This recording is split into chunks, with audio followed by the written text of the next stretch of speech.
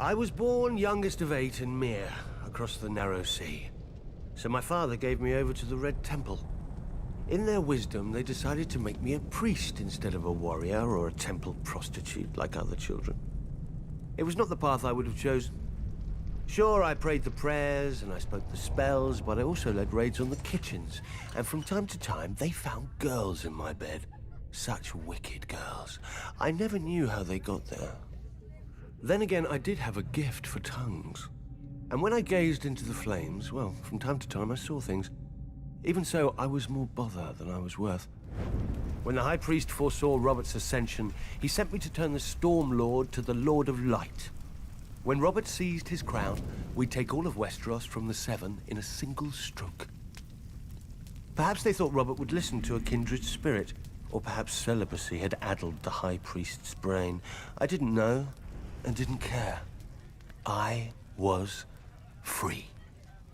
I did my duty as I saw it, drinking and whoring and waving my sword around. The only gods Robert cared about anyway. Years passed, Robert became king, I became a joke. We both became fat.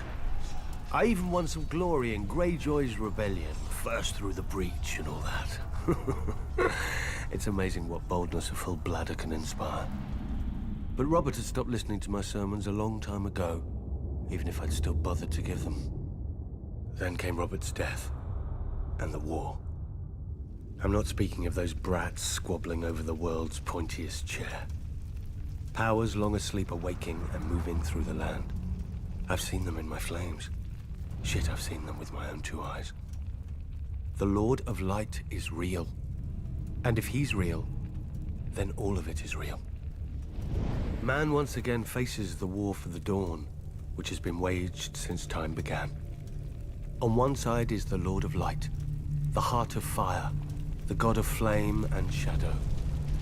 Against him stands the great other, whose name may not be spoken. The Lord of Darkness, the soul of ice, the god of night and terror.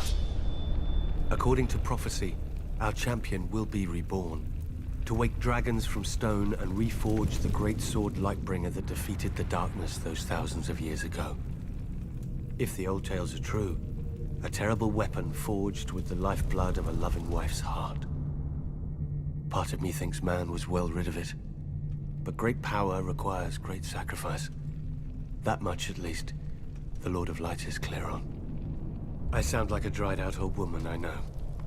But as our former hand liked to say, winter is coming.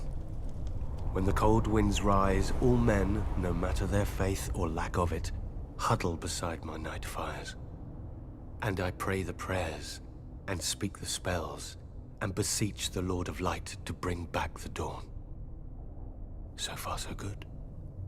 But reprobate as I am, I can't help but wonder what will happen if, one day, our Lord does not answer. Imagine a night that goes on forever, so dark and full of terrors.